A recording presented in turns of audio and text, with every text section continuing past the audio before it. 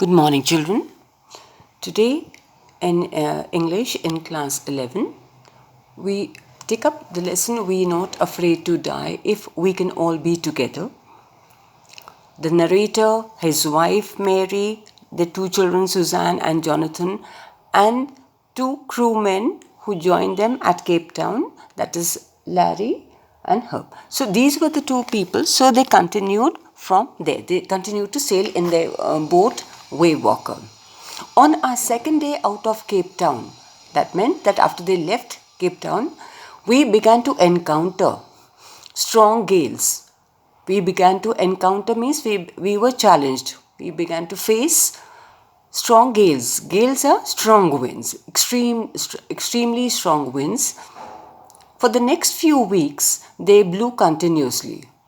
And the journey continued, but even then there was no respite that the gales, that is the strong winds, continued to blow for the next few weeks. They blew, gales did not worry me. That was not a problem. It was no matter of concern for me, but the size of the waves was alarming. That means the waves were so high, and that was at times threatening, and it was up to 15 meters as high as our main mast. So he says that there were things, the difficulties that they experienced, and what difficulties were there? These were the strong winds that began to blow, which are known as gales, and the high waves, which seemed to be threatening. December 25th found us 3,500 kilometers east of Cape Town. So, and obviously their voyage would take them 3 years. So they had planned everything and planned to celebrate Christmas also. And they had now crossed a distance of 3,500 kilometers.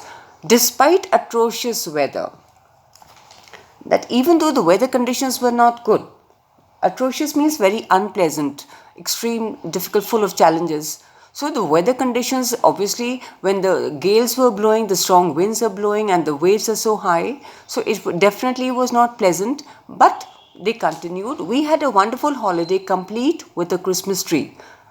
Despite the bad weather, despite the, you can say, the strong gales, the strong winds that were blowing, the high waves that were there. So even then, it was a wonderful experience for them, and they celebrated Christmas.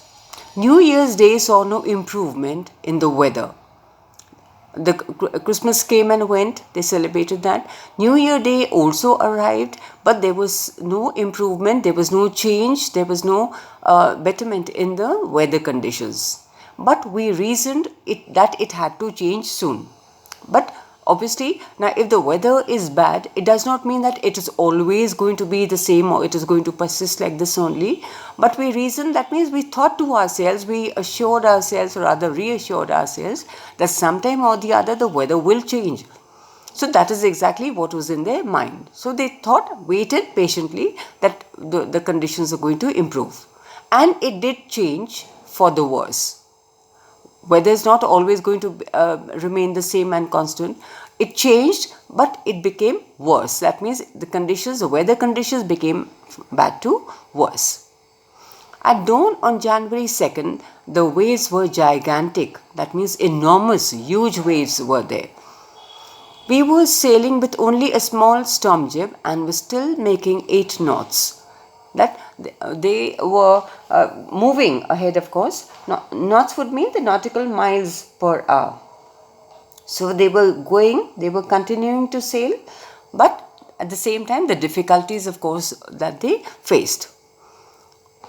As the ship rose to the top of each wave, obviously with the movement of the waves, the ship also rose and came down along with the waves and the water. We could see endless, enormous seas rolling towards us. Endless, that means that had no end. That did not seem to have an end because they were sailing in the sea. Enormous seas, that means enormous means something very huge. So they seem to be just sea and water all around, and all that water rolling towards them. And the screaming of the wind and the spray was painful to the ears. So the weather seemed to be so bad, strong winds were blowing, naturally they are sailing, so there's just water, there is no land in sight, and the screaming of the wind, that is the sound of the wind that is blowing so strongly, and the spray, it was painful to the ears. It was not a very pleasant experience for them, but in any case, there was nothing. They had to be patient and bear it all. To slow the boat. Now, now naturally they are faced with such a major challenge. So they had anticipated, or rather they had expected, that weather conditions may improve or they may not improve also. So they had to be prepared for that. So in order to face the situation of the time, the captain and the crewmen, of course, helped to slow down the boat, to slow down the speed of the boat in a loop across the stern. That is the back part of the ship. We dropped the storm jib and lashed a heavy mooring rope in a loop across the stern. That is, that they tied thick rope around the boat, so that everything would be you can say intact. So that is the preparation that they made when they began to face the storm. Now, then we double lashed everything. Double lashed, it means twice, not once but twice. The thick heavy ropes were tied all around. Went through our life raft drill. That is, life raft drill means that if they were struck by the gigantic waves and their boat was damaged, then they had to have a practice so that they could climb into a lifeboat if something happened to the main boat. That means if the main boat would sink, they should have the practice that to how to climb into the lifeboat in order to save their lives. So went through our life raft drill, attached lifelines. That is, lifelines, ropes which were tied around each person. That all the persons, right, to each one of them rather on that boat, and these ropes were tied so that they could be prevented from drowning. So that was the next thing that they did. Donned oilskins. Donned means put on. Oilskins, that is waterproof clothing, and life jackets. Jackets which could be filled with air in order to prevent persons to float, prevent them from drowning, so that they could float on the water. And life jackets. So life jackets were put on and waited. So they showed patience and they waited. So what they did was that this was a preparation in order to face the boat. The first indication of impending disaster. That is, impending means something which is approaching, something which is bound to happen, something which is inevitable. The disaster, that is the waves and the strong winds, came at about 6 p.m. with an ominous silence. Ominous silence, that means that now was the time, now was the moment when they realized that something bad is going to happen. What is going to happen, they had absolutely no idea, but something bad is definitely going to happen. So the wind dropped and the sky immediately grew dark.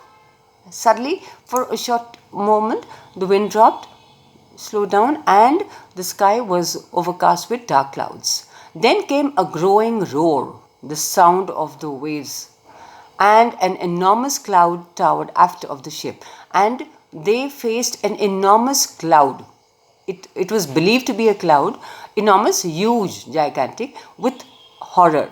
I realized that it was not a cloud, but a wave like no other I had ever seen.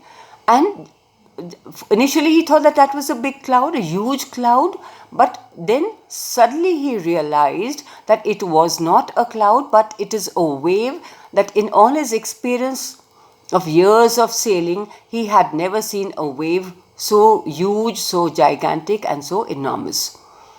It appeared perfectly vertical, upright, and almost twice the height of the other waves. That meant that this was so huge, it was so enormous. In all his life, in all his experience, he had never seen such a gigantic wave.